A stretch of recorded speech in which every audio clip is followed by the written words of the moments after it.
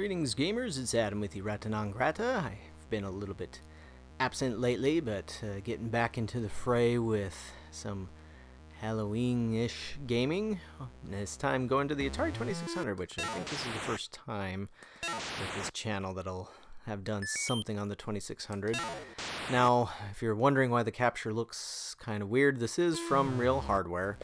But the way my capture device works, like even if I set my TV to 4:3, it does not what I guess the capture device is seeing, and so almost got hit by the spiders there. Now I can kill them and get points. So that's one thing, is you cannot, if you kill them before you grab the treasure, then you don't get any points for that. But sometimes you can't help it, like this here. And if you touch their dead guts, that kills you. I guess they're poisonous or something. But why would I choose this one for Halloween gaming? Well, this right here.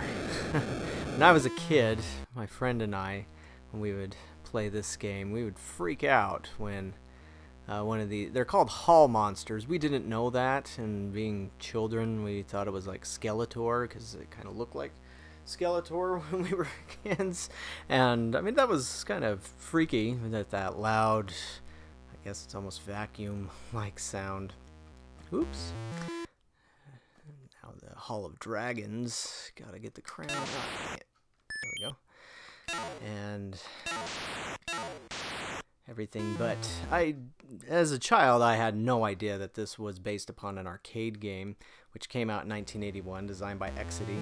I believe that the programmer for the arcade version was Hal Ivey. He was Exidy's essentially star designer, game designer. He was the guy who came up with a lot of their concepts.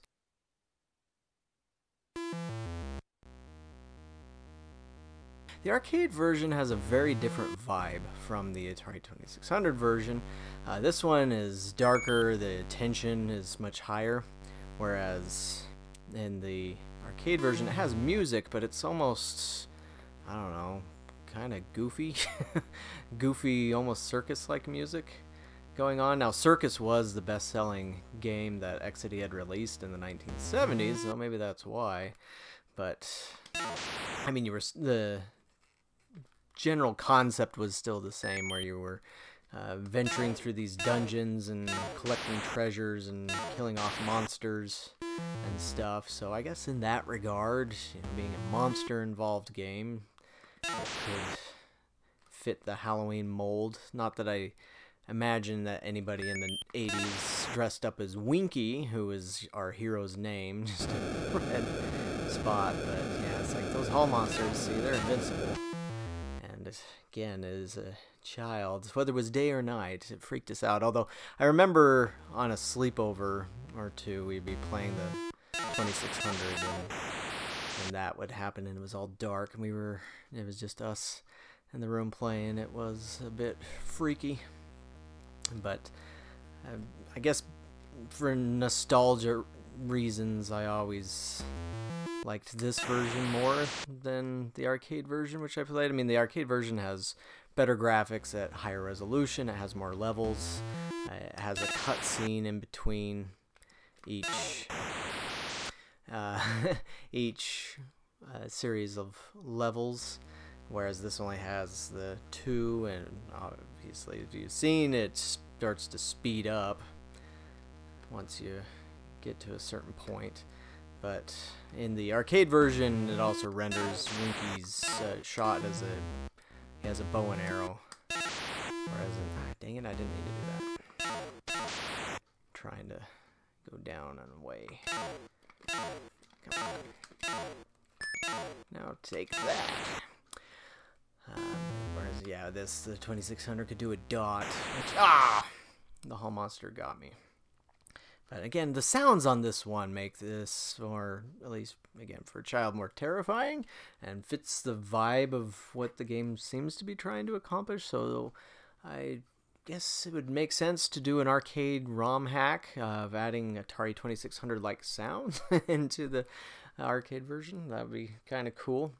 Although I'm pretty sure there is I know there was a version called Venture Reloaded, not for the 2600, but the I think the Atari 8-bit systems, which had a more arcade-like one. But again, I've always preferred the sounds from this one. But let's change things up, do another game since I've died here, and throwing in one of the rarest games that I have, being Mines of Minos by CommaVid. And then they were not terribly well known. Oops, I killed it.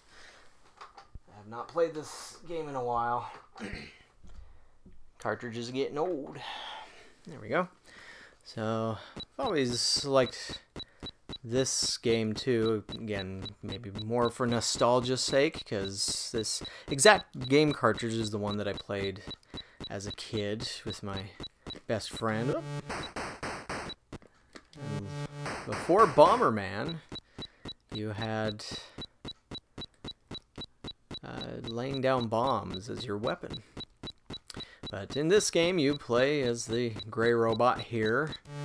The mines have been invaded by an alien force of some kind, and so you are needing to go through here. Now that little orange dot is important because the way that you build new lives in this game is to build your robot. You build a replacement robot. Oops. Let's go that way. Die. Now, if I touch them when the screen's all flashing, then it'll kill me. So that's why I have to back off for a second. But when it's about halfway through, then it's okay. I'm guessing because of my difficulty switches, my robot is moving extremely slow. There we go. Oh, here. Just did a little difficulty switch adjustment because it's not too fun to slog around the maze like a sloth or a snail or a snail sloth. But yeah, you want to build replacement lives for yourself before you venture too far down into the abyss, because that's actually part of how you have to beat the game. Because using your bombs does not work for that purpose. But we'll see if I can get there. If not, then I'll spoil what the secret is to Mines of Minos. But I did some reading. It was on digitalpress.com that had an interview with the original designer of this game and one of the founders of CommaVid, Dr. Irwin Gaines. And so, as I recall, CommaVid was originally going to be called Computer Magic. And oh yeah, here's the other thing that happens in the maze is you get water flooding it. So if you go into that water, it won't kill you, but it does slow you down considerably. So you have to be a little careful there. Oh, and then we get, that's another fascinating thing about this game, is you get different types of monsters spawning in the maze the longer you take. You can just kind of warp down, I think, to the end, as I recall, to the last level. But again, you need robot lives before you do that. There we go, I have one. So the meticulous process of gathering 3 pieces of your robot. Sometimes it becomes a little overwhelming once these aliens really start spawning like rabbits.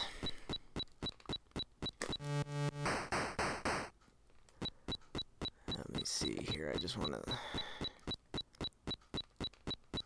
Oh yeah, you can't... You also cannot lay bombs down while you're in the water. Crap, I did not want to do that. It's too close. There we go. Let's see if I can make it. I don't think I can. Alright, so to go down to the next level, you hold the bomb button when you're going into one of the sides, and it then turns it into something like stairs. And now I just have to kind of do the same thing that I was doing before. Oh, that's right, I forgot. and they start taking more than one bomb. Which is nice.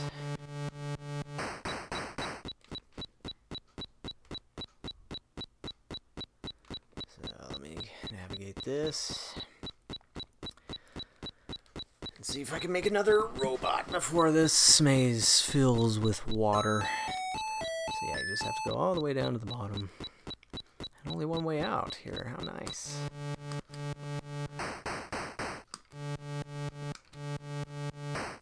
This is one little thing about these types of Pac-Man-like aliens is that they are slow when going vertical, but fast when going horizontal.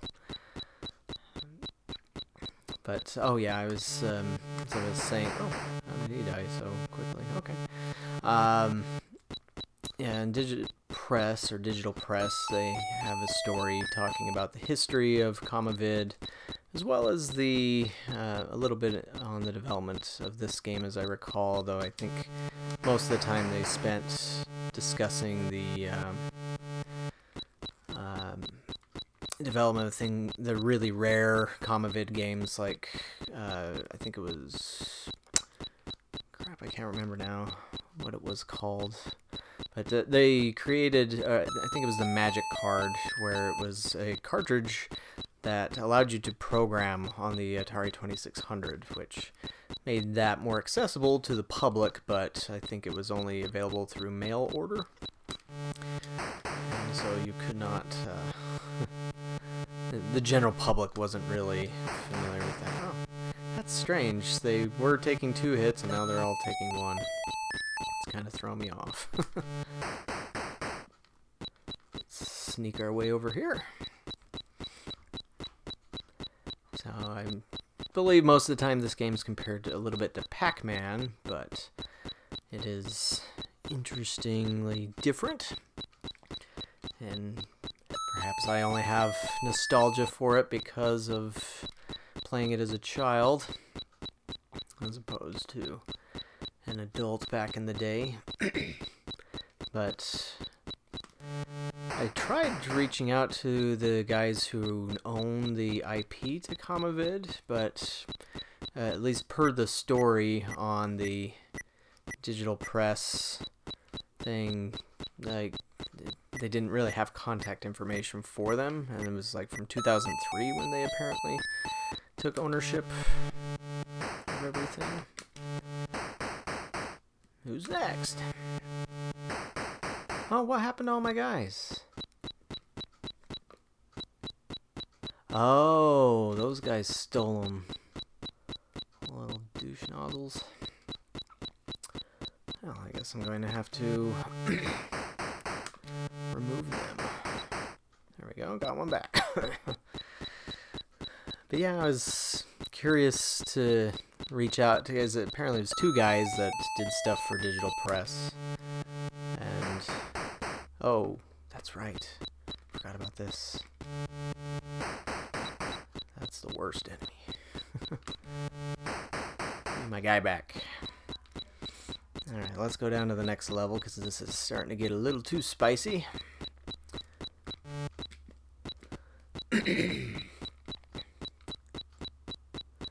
But I've also was developing a short sci-fi story, kind of loosely based on this idea.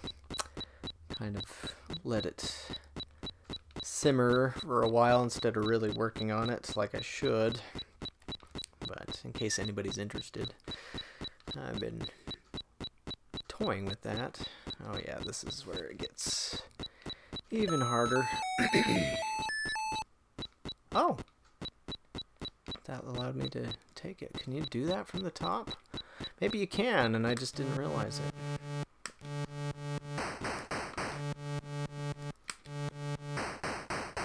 Did they steal one of my guys again? Ah! Give him back. I had totally forgot about that enemy type. I haven't played this game in years, but let me at least find one more piece of robot. Oh, crap. I don't want to die, not with all the work it takes to get... Ah! No. Come on, bomb, come back. Ah, crap. Dang it! Ugh.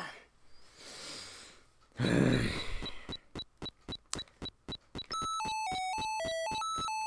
least they're close to the end there, but it just sucks that I have to basically start all over. So I need at least one more guy to be able to beat the game.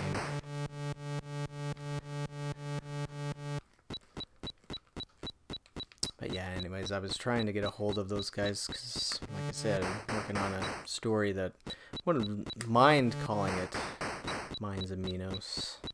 But I guess if I can't get a hold of them, I'll just have to change things enough. But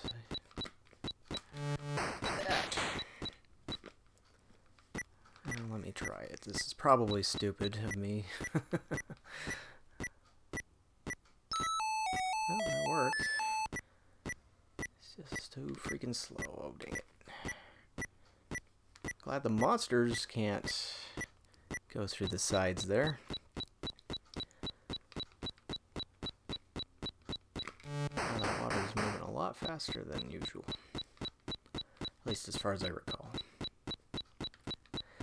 I also wouldn't mind, like, I've also had thoughts about turning this into an Atari 7800 game where you could have more to it than just what you see here.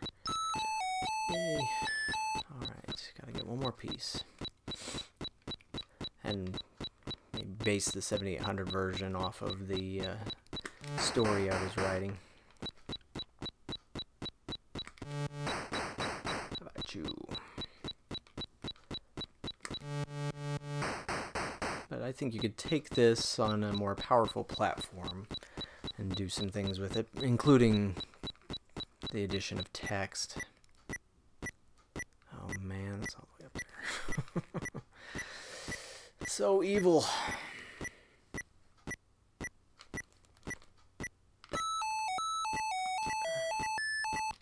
No.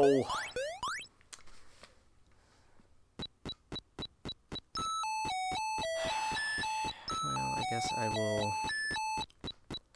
go down to the next level because the rest of the pieces are... I don't know if I can get robot pieces here though. Oh yeah, I can. Huzzah.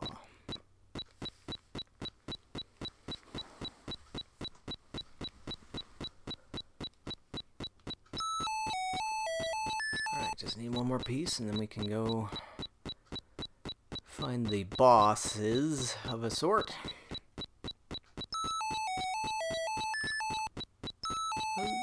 Alright.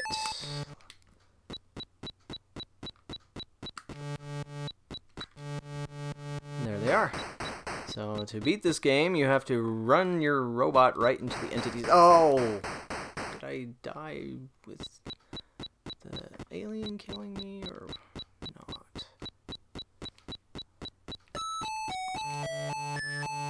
Okay, it did actually take out one dude. Alright, one more and then I beat this game.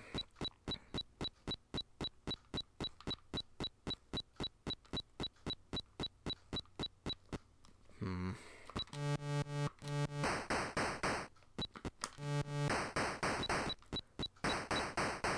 there we go. That is Mines of Minos from start to finish.